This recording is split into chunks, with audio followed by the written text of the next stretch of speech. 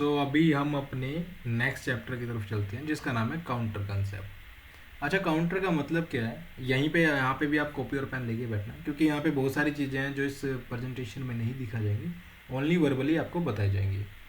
सो counter से सीधा मतलब ये है कि सपोज करो आपके पास एक पुश बटन है, आपने उसको कितनी बार प्रेस किया, वो कहाँ पे होगा काउंट, उसके लिए हम काउंटर यूज़ करते हैं। मतलब उस चीज़ को काउंट करने के लिए कि कितनी बार एक्टिविटी हुई, उसके लिए काउंटर यूज़ करते हैं। काउंटर का कंसेप्ट कहाँ यूज़ करते हैं? अगर हमें प्रोडक्ट काउंट करवाने हैं, मतलब कि कितनी बार कोई एक्टिविटी हुई है, मॉल्स के अंदर आपने देखा होगा कि बंदे आते हैं जाते हैं, उसकी काउंटिंग करवानी है, तो काउंटर के कंसेप्ट वहाँ पे हम यूज़ कर सकते हैं। एप्लीकेशन के हिसाब से तो मल्टीपल यूज़ है, बट काउंटर से आपका सीधा मतलब यही होना चाहिए कि कोई चीज़ कितनी बार काउंट की गई है। सो काउंटर अपने वही मेनली 3 टाइप के होते हैं, अप डाउन और रिटेंटिव टाइप के। वैसे मेनली तो 2 ही होते हैं। रिटेंटिव टाइप तो हम इसकी एक प्रॉपर्टी बताते हैं काउंटर की, वो अप काउंटर की भी हो सकती है और डाउन काउंटर की भी हो सकती है। रिटेंटिव, जहाँ पे भी शब्द आ जाए रिटेंटिव, इसका मतलब है कि उसने अपनी वैल्यू को रिटेन करके, मतलब सेम जो वैल्यू थी उसकी लास्ट टाइम, पावर ऑफ होने के बाद उसने वो वैल्यू खोई नहीं है, वो उसका एज इट इज उसने अपने पास रखा है, उसको हम बोलते हैं रिटेंटिव टाइप का।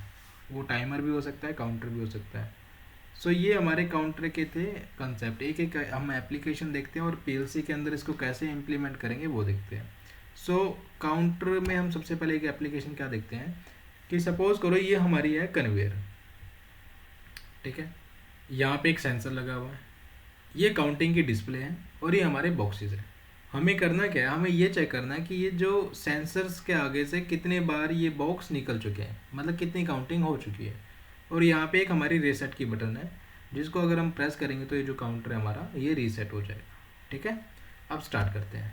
कन्वेयर स्टार्ट हुई, सेंसर के आगे 1 2 3, 3 टाइम आई, सेंसर के आगे 3 टाइम ये काउंटिंग कर गई। ठीक है, अब मैं जैसे ये रीसेट बटन दबाऊंगा ये काउंटर रीसेट हो जाएगा।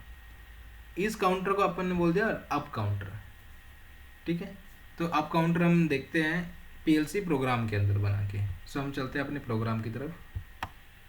सो ये हमारा प्रोग्राम ओपन हो गया। अब यहाँ पे हम काउंटर लेते हैं, वही सिंपल एक मैंने इनपुट ले ली x0। ठीक है, आप कमेंट जरूर लिखना, मैं अभी लिखते जा रहा हूँ साथ में भी। सेंसर था हमारा ना x0,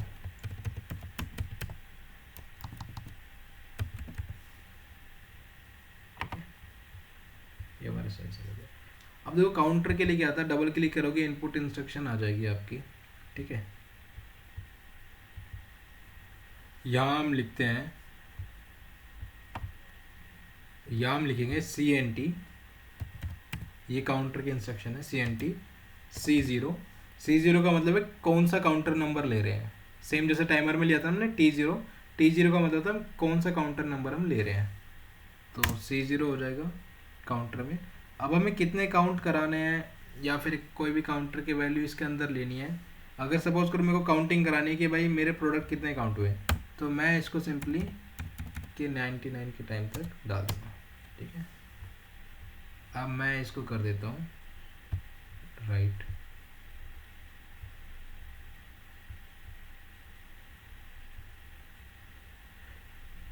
यहाँ से ले लेता हूँ। ठीक है, अब देखो इसके आगे से सेंसर का 1 काउंट हुआ, ठीक है, 2 काउंट हुआ, 3 काउंट हुआ, मतलब जितने भी टाइम्स इसके आगे से काउंट सेंसर जाएंगे वो काउंट होता रहेगा।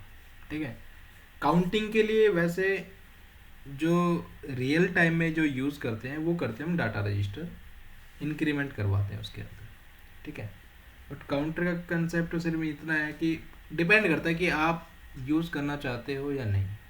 बट अगर प्रैक्टिकल देखा जाए तो क्योंकि हमें नहीं पता कि काउंटर मतलब प्रोडक्ट काउंटिंग कितनी ज़्यादा हो सकती है, तो उस केस में क्या हम इंक्रीमेंट ही कराते हैं, तो उसमें मैक्सिमम टाइम पे इंक्रीमेंट हो सकता है। इसमें जो आप लास्ट में वैल्यू देख रहे हो ना, केट 4 टाइम 9 लिख दिया, ये सिर्फ इसलिए लिखा है कि मुझे पता है कि जो अभी काउंटिंग का जो हमने एप्लीकेशन लिया उसमें मैंने 3 ही काउंटिंग करा है। ठीक है, तो यहाँ तक वो वैल्यू पहुँचेगी नहीं, क्योंकि अगर ये जो करंट वैल्यू है, ये वैल्यू अगर यहाँ तक पहुँच जाएगी तो उसके बाद ये काउंटर काम करना बंद कर देगा। उसके बाद होगा क्या, उसके बाद ये होगा कि जो काउंटर है C0 है, इसका जो NO है वो NC की तरह काम करेगा। एक एग्जांपल देखते हैं, आपको ज़्यादा अच्छे से समझ में आएगा। मैं चाहता हूँ कि जैसे ही मेरा काउंटर पूरा हो, जैसे ही मेरी काउंटिंग 3 तक हो, मेरा जो एक इंडिकेटर मान लो, ठीक है, मेरा जो इंडिकेटर है वो ऑन हो जाए। तो मैं यहाँ ले लेता हूँ C0, सॉरी,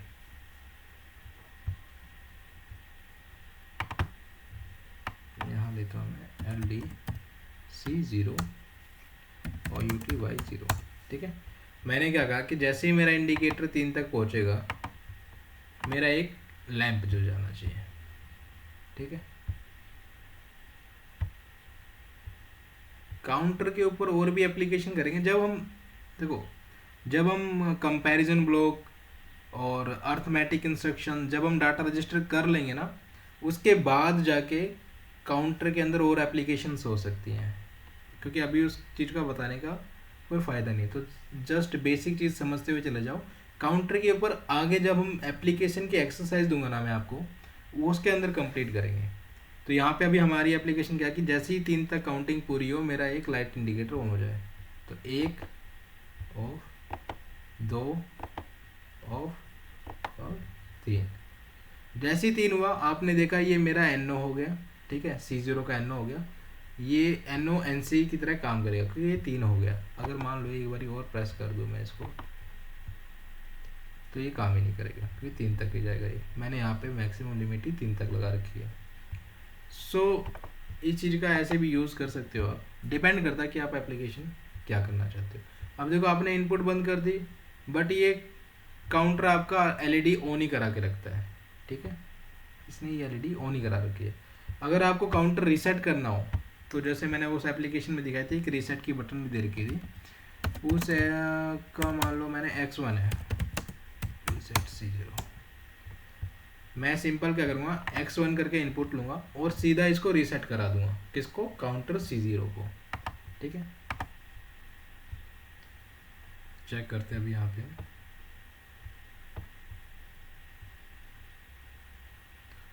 सो ये हो गया ऑन,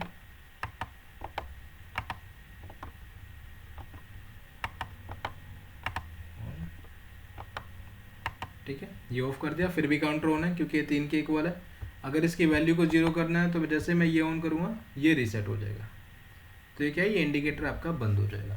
तो ये काउंटर की एप्लीकेशन थी, ये अप टाइप का काउंटर था। अब डाउन टाइप के काउंटर में क्या है कि जो सेम काउंटिंग है वो डाउनवर्ड चलनी स्टार्ट हो जाएगी।